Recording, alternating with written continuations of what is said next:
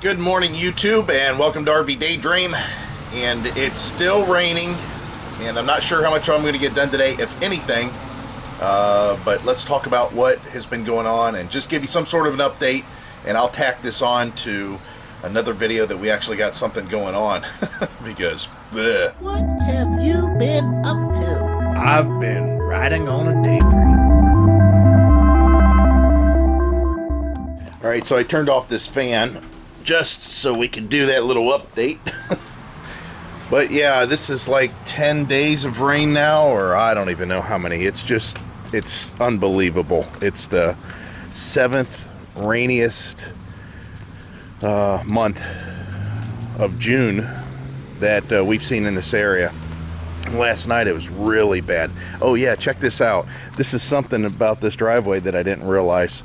If you give it just the perfect amount of shade, those whirligigs, I don't know if you guys know what those are, but those things that fall out of the trees and they look like little helicopters, one blade helicopters.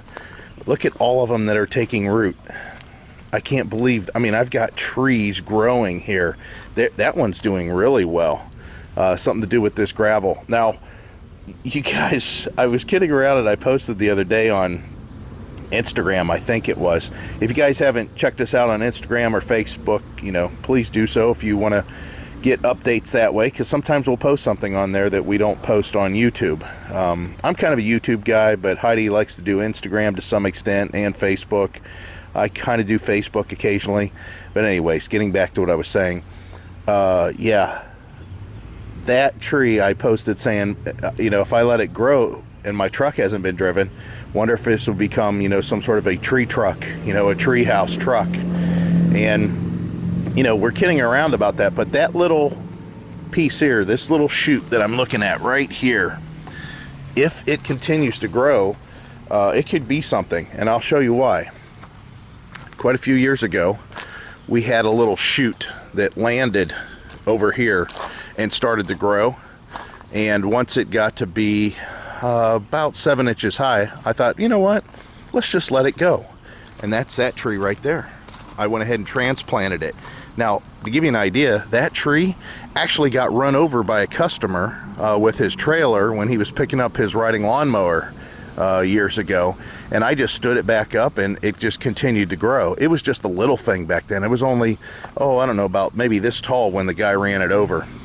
All right, so if you want even a better example, we had another shoot that was growing on its own, becoming its own tree, so I decided to let it go, and that's this tree right here. Yeah, this thing was nothing more than a shoot, a little whirligig that decided to take off, and I thought, you know what, I'm going to let it grow instead of mowing it over. And now I've got to deal with the roots when I mow around it. But they all came from that tree, and I always thought it would be appropriate to leave those things grow. That's kind of a corny nature, I guess I have, because Heidi's grandfather brought these trees back, and they were only 1 foot tall saplings. Oh, I got UPS here. Check this out. That's good. Now I get some more of my son's van done. Wow, that was awful early. I mean, hell, it's 10 o'clock in the morning. He had a next day air delivery down the street, and he's a pretty good guy. So anyways, getting back to this story, which may be so boring you've already fast forward past. He brought back from his childhood home that he grew up in West Virginia, 3 saplings, and he planted all 3 of them. Now, I don't expect you to be able to see this, but where our garden was, which you guys have been watching us for a while, we used to have a raised garden here. That, which is the grass, you can kind of tell is different. There was a huge tree here whenever we first moved in. However, one big branch used to hang over the garage, and well, that garage door is looking sad. And anyways, our insurance wouldn't take care of our garage until we got rid of the limb. Well, Heidi decided she just wanted to get rid of the whole tree, which I don't know why. It was awesome. And then there was another one out there, and you can kind of see the rise in the ground maybe. Again, the color of the grass is different. Just past that a little ways, there was a tree that was very tall. Almost as tall as that big one back there, and it got really rotted and was falling apart, so we had to take it down.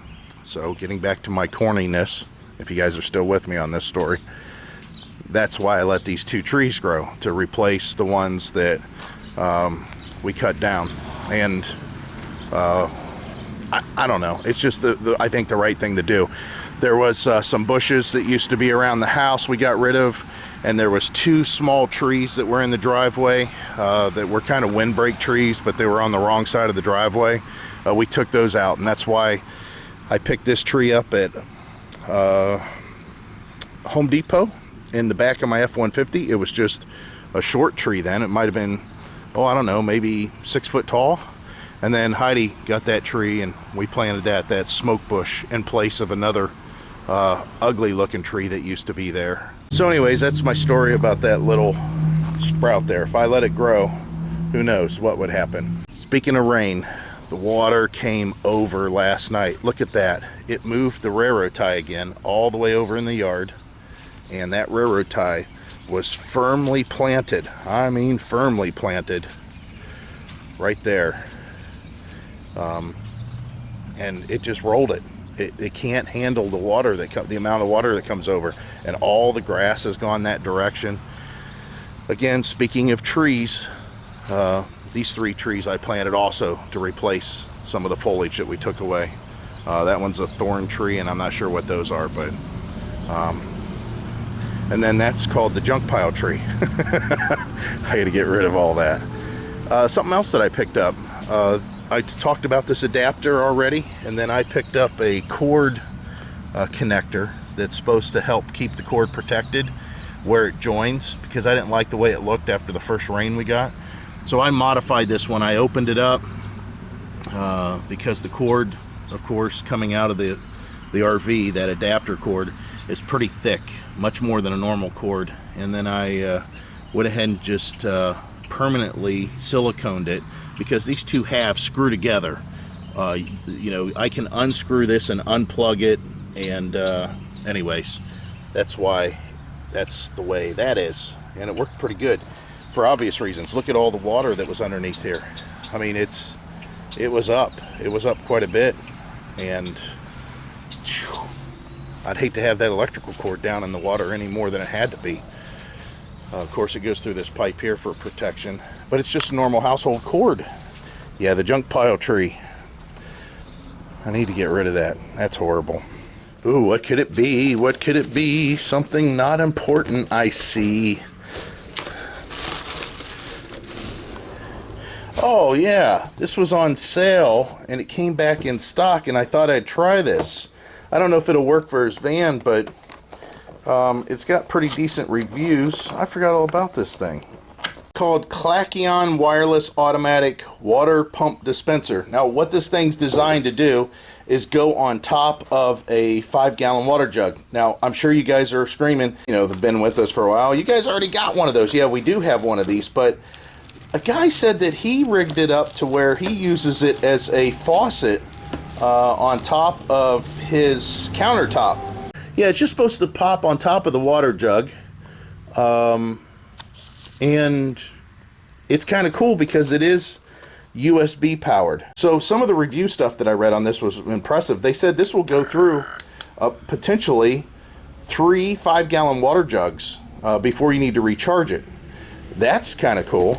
However, I do read some of the negative reviews, and they said that of all of them that have sold, a couple of the people complained that the charge did not maintain. That's not a big deal for him to use, because we have plenty of voltage available in the back of his RV on both sides, that we can make a permanent USB connection to where he could just leave this plugged in all the time.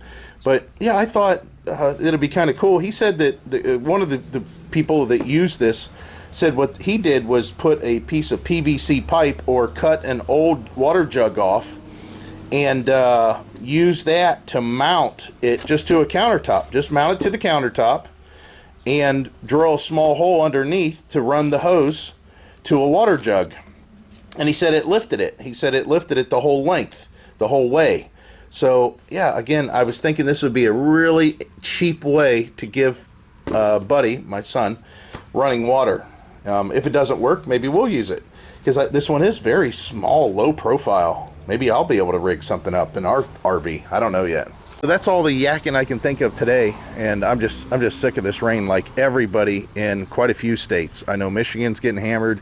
I know Pennsylvania's getting hammered. I know Indiana's getting hammered.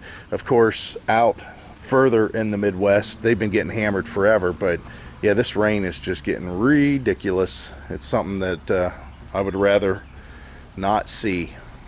But going camping, not an option until that window gets fixed. So we're talking a couple more weeks. We'll pick it up maybe then. No, it'll be sooner than then.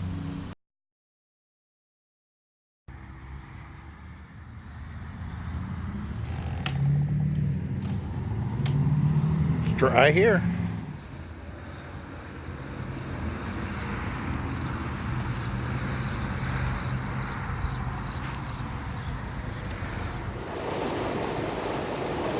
Yeah, that's more like it. Welcome back, Ohio.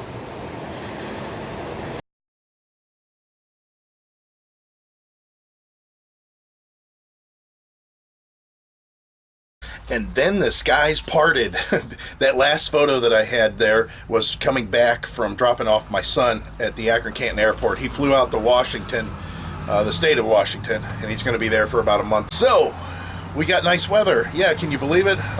You can see here, I'll post in what the weather looks like, the weather forecast. Our dew points have been really low. Yesterday was the first dry day, and then today, of course, is a dry day. The humidity's climbing a little bit today. Tomorrow's going to be warmer, and the humidity will climb a little bit more. But I wanted to get on the roof of the RV today. So why am I getting up on the roof? Yeah, it's so nice they're having a car wash over there. I don't know how that would work as far as the cars that have been out, but I did go take my son's van and get it washed because he was out pretending to be a van dweller. He got stuck in the mud. You can probably see on the inside tire here. And that's a good tire, believe it or not. But yeah, we're getting his van to the point where he's wanting to get inside of it. Oh, let me walk this way first. Yeah, this is all humid, just blah. I couldn't mow this. I did sneak in one mowing day and I mowed all the yard except all this and behind the garage. This is like a swamp back here. It's really rough. A micro air soft start. I got 2 of them. And I'm not doing a full-blown installation video on this video, and even the other one I'm not going to do a full-blown installation video. I'm going to kind of be doing an overview video because I think that the installation videos have been covered well enough by so many people, and it's fine. I think that what I want to try to focus on is why you're wanting these units and what it's like with those units and some of the things you might accomplish having these 2 units without getting too technical, which normally is not my thing. Usually I get kind of technical. So anyways, I bought those, and that gets us to the RV and having 2 rooftop air conditioners. Someone on Facebook, I think it was, I can't remember now, RL Howard maybe, or RML Howard, or I can't remember. Sorry, real bad about those names and stuff like that. It's hard for me to memorize that, but I do remember what you said. And he lives down in Florida, I believe. He talked about how it's 105 degrees, and I'll be glad that I got and chose 2 rooftop AC units. Well, full disclosure, that wasn't really necessarily something that we thought about initially on our own. Mike and Lynn Wagner from the Wandering Wagners and Greg and Juanita, they're kind of the ones that talked us into that. I didn't really think about it, and they said, well, you know, you've got a bigger RV and, you know, a lot more space to cool. You may want that bigger, you know, couple AC units, that bigger cooling capacity to keep them cooled off. And it made sense. It definitely made sense. So what we did is we optioned in the regular Max Air that comes with the RV. We just left that in there, and then we just put 1 Max Air in the living room. So between those 2 fans, we can pull a lot of air through all the windows in the RV. So that was still accomplished. We don't have a remote control or anything, but Heidi can reach the buttons just fine. So we're good there. That was the main thing. She can reach buttons.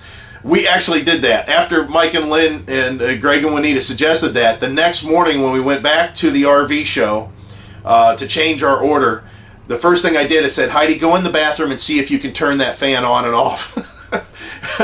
So as long as she could reach it, that's all. As soon as she said, yeah, I can reach it, I said, okay, we'll go ahead and change our order then.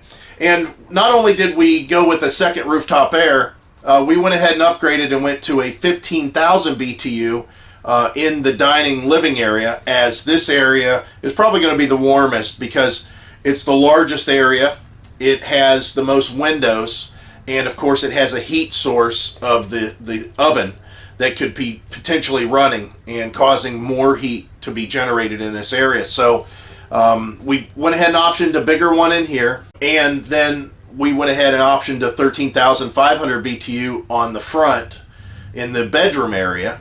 And both of these AC units are attached to the ductwork throughout the RV. So let me show you that. Now, if you don't know, they call it like a quick cool or something like that, that they have these vents here that if you're just wanting to try to cool the immediate area when you first get in your RV, they say to open these up and allow the air, instead of to be forced through all the ductwork, which goes through the whole RV. We'll take a look at that in a second. It kind of gets blasted out here. Now, even if it's trying to get blasted out here, I mean, there's a lot of resistance. You do have these little windows that, you know, are blocking some of the airflow, and it's kind of sandwiching the airflow anyway. So there's still going to be air that's forced through these vents. So you would have to close all these vents up. And then at that point, most of the air should come out of here. However, you have all of this ductwork that could be or has to be cooled. I don't know how else to say it, but there's a lot of surface area in there, even though it's part of this big, thick insulation. And I don't know if you're going to be able to see it in here, but there's ductwork that goes all the way through the RV, through the big block foam insulation. So even though I have 4 inches plus of block foam up there, I think it's about 4 inches in the middle, maybe even more. I know that they measure their R ratings for this RV. That's one thing that Rockwood said during the tour. When they measure their R ratings, you know, this foam block gets thinner as it comes to the edge because the roof is curved. However, there's still quite a bit of foam. I mean, it's got to be about as thick as what I'm showing you here on the edges, but it gets thicker in the middle. But they measure their R values here. They said they don't want to be, you know, claiming something that doesn't come to fruition because it's not actually seeing that much foam insulation thickness. So what's going on inside here, I mean, it's pretty thick foam that's above going to the roof. However, it's still seeing a little bit of heat from the roof. So whenever you turn on your air conditioners and you go ahead and close these vents off and you're forcing the air through all this ductwork, it's got to cool all that surface area inside the foam and then come out, you know, into the rooms. The thing is I don't think that that's very efficient at all. And I could see where if we only had one rooftop 13,500 BTU air conditioner in here, like it came from the factory originally, you know, how they optioned it in, I could see where that could be not very effective cooling the bathroom or cooling the bedroom. Just because the bathroom is going to be the hottest room because of this skylight. And of course you got all this humidity that's going on from a shower. And then you only have, you know, just the one duct in here that cools the bathroom off. So I'm glad that we got the second rooftop air. I actually got a cover off on that one because Heidi and I was sleeping in here, and late at night I looked up inside the air conditioner unit, and I'm like, why is there a red glowing light in there? Well, that's got that heat strip, and I was concerned that some reason that heat strip was shorted out or stuck on or something, but that wasn't the case. There's some control boxes that are up inside here. This one had the same red light going on, but yeah, that's why that covers off. So I'm glad that we got both rooftop ACs. Now I've got another problem though. Of course I got a problem. Why wouldn't I have a problem? You guys love hearing about problems anyways. That's why daytime soap operas do so well on TV.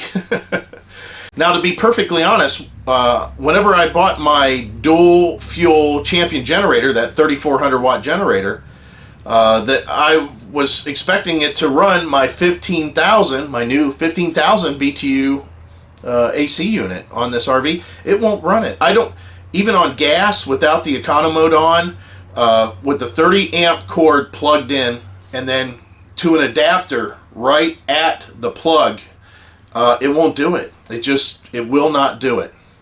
I'm not sure why.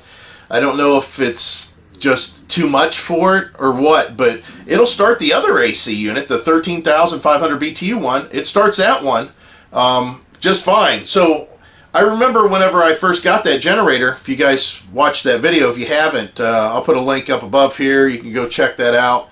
And I tried to run the rooftop air on that old RV that we had, and it wouldn't do it. It would not kick it on, so I had to put a hard start capacitor on the old RV, and then it ran it fine, and it did an exceptional job. I would have to say that not only just size-wise, but if I was to take and make this area as big as our old RV, you know, by blocking off with walls and stuff, that because of all this duct work and everything, that the old unit still would have cooled better just blowing all the cold air out of the vents in each direction instead of forcing it down or forcing it through all this tunnel work that's through the roof. But the fact that we've always wanted to be able to run on a generator and pretty much run all the systems that we wanted to run, every time I turned it on, turned on the AC unit, it's like, why isn't this thing kicking on? This doesn't make any sense.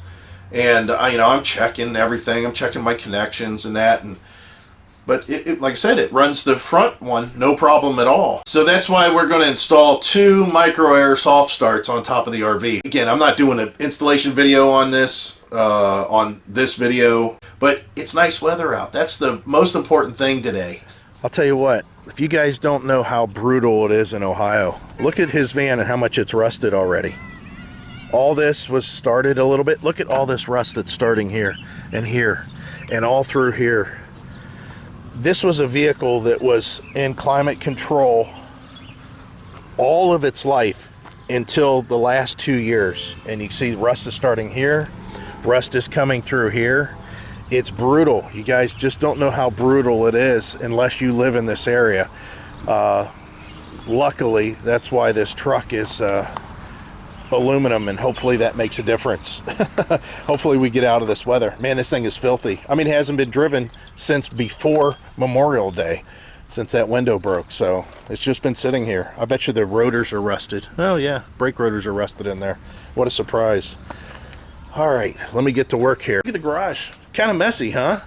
We're looking at a Euromax canopy, and this thing is really cool. We have, I don't know if you can tell down here in the bag, we have sides for it. Heidi and I are going to actually utilize this for a yard sale, and it was on sale. That's why I bought it. I'll put the link down below for this if you want to check it out. But yeah, that thing is going to be nice for the yard sale.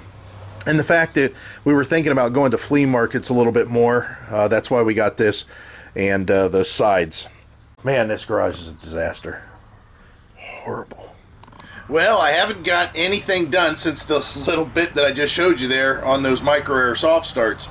I was going to get up on the roof. Heidi said, don't go up there by yourself. I want to be home. However, whenever she's home, we got all kinds of stuff to do. But it's not all bad stuff. The one thing that we did get to do was meet a couple of our YouTube subscribers that drove down from Sandusky, which that's not exactly close. But we spent a lunch with them. We had a lunch with them, which was awesome. We talked for quite some time, but they're from Texas, and they said there's a lot of people from Texas up in Ohio, which that's kind of funny. I don't know why, but to me it seems funny that people come to Ohio. I know that it's got its attributes that people like to check out, but it's at this point kind of wore out for me.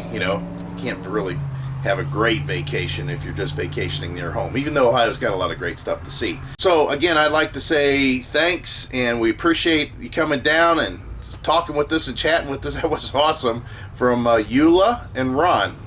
Again, they're out of Garland, Texas, which is just outside of Dallas, and they've been there pretty much all their life, but they've traveled all over the place. So it's good to see that they wanted to swing up this way and actually say hi. So I didn't get anything really accomplished at the end of that day because of what Heidi said. And then we had something else going on the next day. We had a little bit of rain that came through, but I went ahead and got the yard mowed again, I got the whole yard mowed, which was hell of an accomplishment considering we got some storms that are be coming through later today, but then we're getting into a dry, hot pattern that should last for about a week. But let's head out to the RV. It's cloudy, which that's not a surprise. Oh, I actually feel a couple raindrops. We had some rain that's supposed to have moved through. The one thing that I've got to do, though, these storms, there's some potential for them to be extreme, or severe, I should say. Let me just say severe. Not real bad, but whenever we got severe storms coming through, I really would like to have these slides in. There's no sense in them being out, but I think what I'm going to do is actually wash all this and wash this. I feel there's some buildup that's on here, from some pollen that has attached to the slide spray whenever I slide this, doing the slide in and out. So I'm going to clean all this off real well, just this area.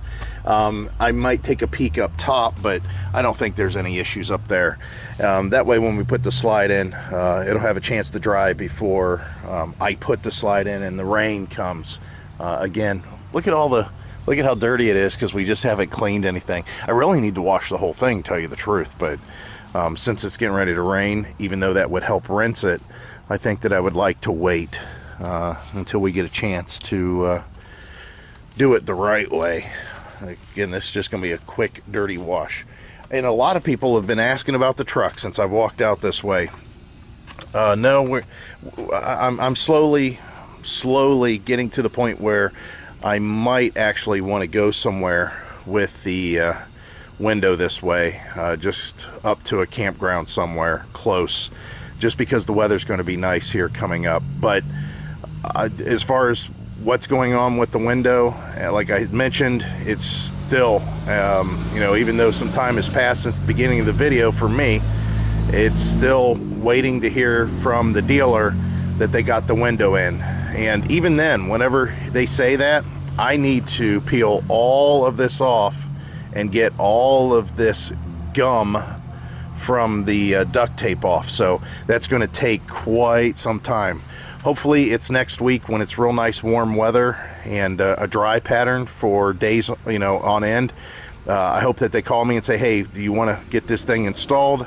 And I'll say definitely, tomorrow morning, and then that night I'll go ahead and I'll clean all this off so it's fresh for them, because I don't want them to mess with it. And I definitely don't want all that crap on underneath the window, because once it's on there, it's not going to come off, underneath the window. There's no way of getting to it.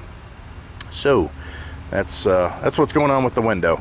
Do I want to drive the truck? Yeah. Do I want to go camping? Yeah. Even if it's just local.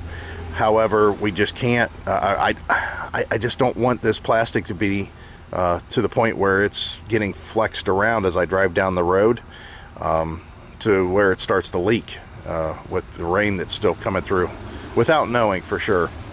I know that's a long explanation, but did you expect anything different? So hopefully I'll pick this up after we've got those micro air soft starts installed, and at that point I can maybe take this thing to a campground. It's got 50 amp service, and we'll run it. Heidi and I actually talked about, this subject comes up many times, but I don't want to invest any money in this property, because other than fixing it up to sell it, and I don't think anybody would appreciate the fact if I had 50 amp service out here for the RV. It just doesn't make sense to do that kind of a modification. Even if I could have them put a 50 amp outlet out here and I ran cords or something, or even 50 amps in the garage, it just doesn't make any sense. That's still, we have to tunnel and put wires in. Not only that, but we've got to put wires in the ground over or around wires that are already running to the garage, and that's difficult to do without damaging the first set of wires. I don't think that I want to do that. I definitely don't want to necessarily tunnel up this new driveway or this new gravel to get a cord over there. So here we go. One of those dilemmas that I like to have, but I don't like to have.